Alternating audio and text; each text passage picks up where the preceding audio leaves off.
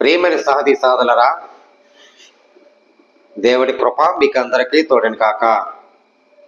యేసయ్య ప్రేమ సహవాసంతో ఆత్మీయ ఉంటూ కొనసాగిస్తున్నారని మీ అన్నదమ్ములు ప్రార్థిస్తున్నాను. మా యూట్యూబ్ చూసిన పేరు పేరుని కూడా వందనాలు తెలియజేస్తున్నాను. మా యూట్యూబ్ చూసిన ఒక లైక్ వల్ల 10 మంది చేరుతుంది, ఒక సబ్స్క్రైబ్ వల్ల 10 మంది చేరుతుంది. మీ సపోర్ట్ కావాలి. మీ సపోర్ట్ వల్ల అనేక బిడ్డలకు కూడా ప్రార్థనలు ఏకవించాలి, ప్రార్థనలు సహవాసంతో ఉండాలి.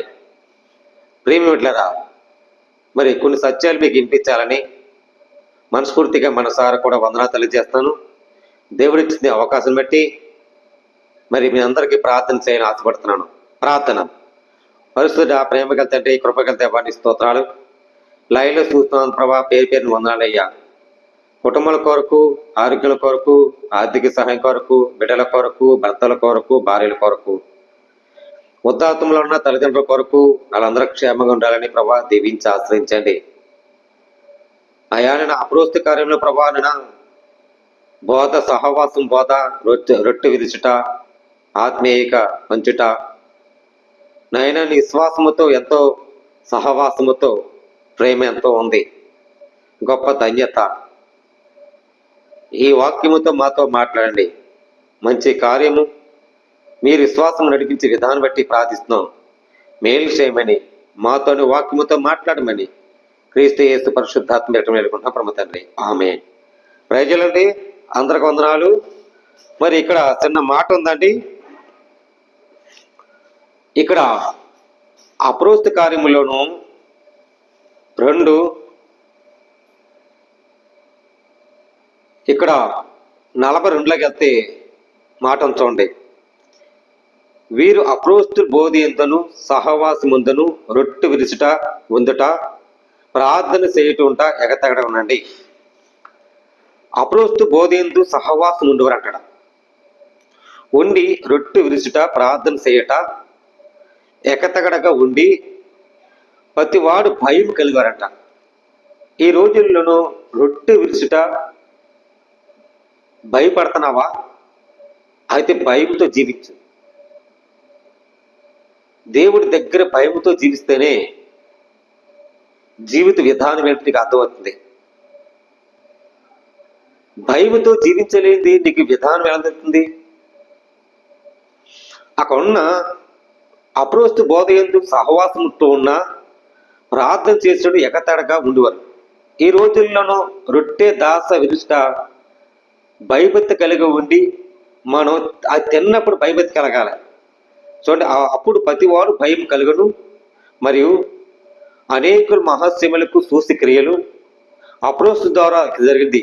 విశ్వాసించిన వారందరూ కూడా ఏకము కూడి తమ కలిగినంతగా సమృద్ధిగా ఉంచుకొని ఇదిగాక వారు తమ సదృశ దాసులు అమ్మి అందరికి వారు వారి అక్కర్లకి పంచిపెట్టారట.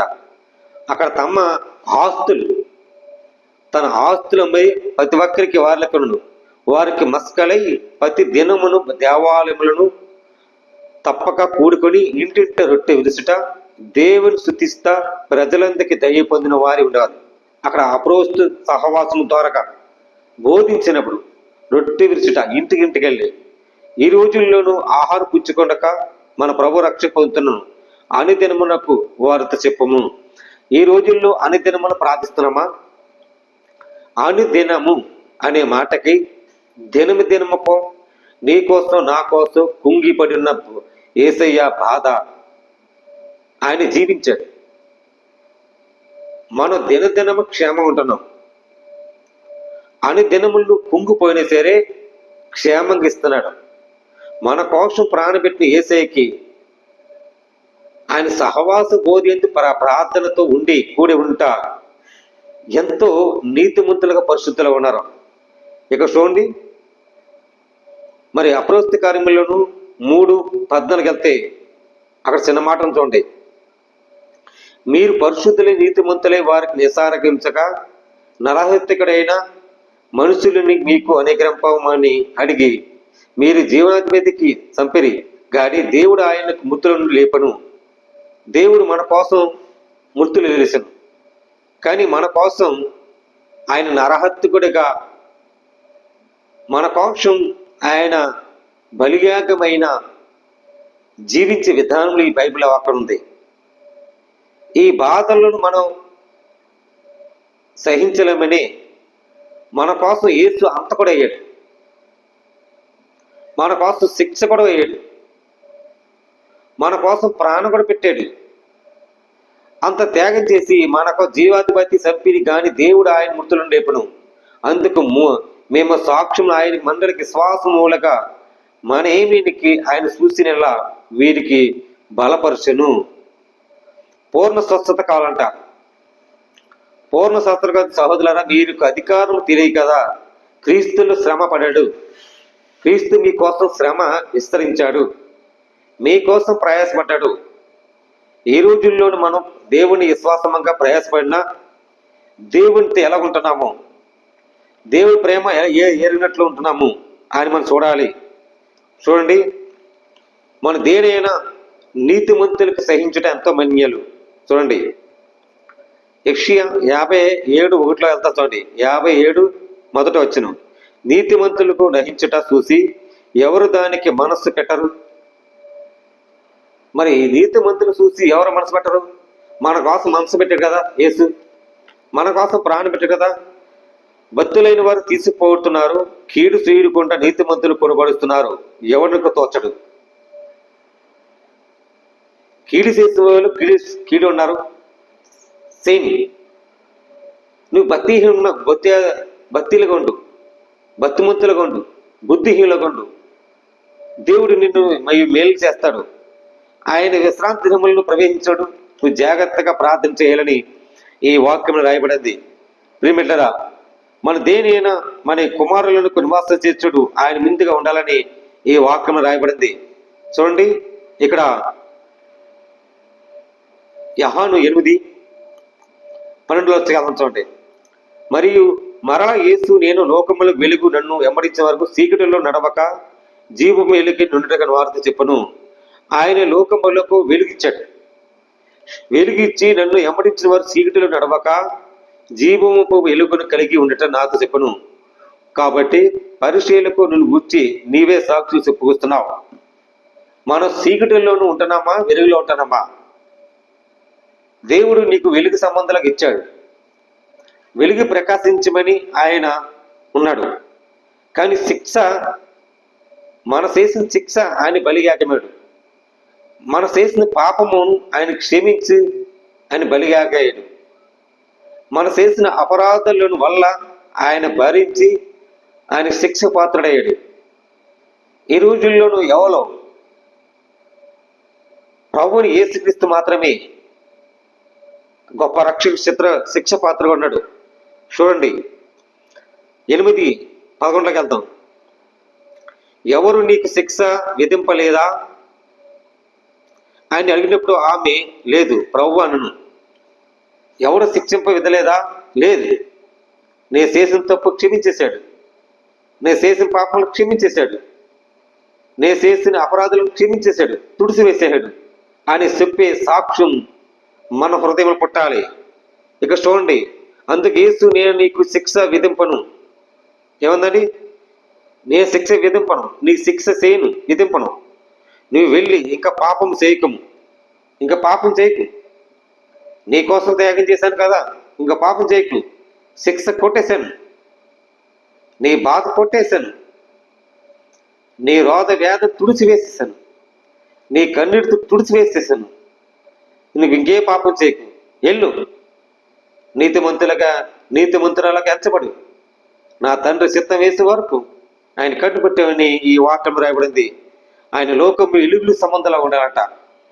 సీగుడిలో కొట్టి వేసాడు మనం అందరినీ. వెలుగు లోకములో ఎంతో ప్రేమించాను. ప్రియమిత్రులారా, మన దేవుని శ్వాసములకు దాసులుగా ఉన్నట్లుగా ఉండాలని ఈ వాక్యంలో రాయబడింది. మన దేవుని చిత్తం ఏంటో మన ఎంత మాత్రం తోసివేయడు. ఏంటంటే ఇక్కడ చూడండి, యోహాను 6:37 వెళ్తాం. చూడండి, తండ్రి నాకు అనుగ్రహించిన వారందరూ నా యొద్దకు వస్తారు, నా యొద్దకు వచ్చిన వారికి నేను ఎంత మాత్రం బయటకు తోసివేయను. తండ్రి యొద్దకు వెళ్తున్నారు, శిక్ష కొట్టేస్తున్నాడు. ఆ శిక్ష కొట్టేసినాడు. ఆయన ఏ మాత్రం ఎంత మాత్రం తోసివేయను, నీ శిక్ష విధించే ఏ పాపం సేకించు రాయబడ్డది. మరి ప్రభు పక్షముగా ఉన్నవాళ్ళు ఆయన ఏ మాత్రం తోసివేయడు, వెనక జగడు, కానీ నీ ప్రేమిస్తూనే ఉంటాడు. ఇక్కడ ఏంటంటే నా ఇష్టలుగా నెరవేర్చే వరకు నేను రాలేదు, కానీ నన్ను పంపిన చిత్తం నెరవేర్చే వరకు పరలోక తండ్రి దిగి వచ్చాడు.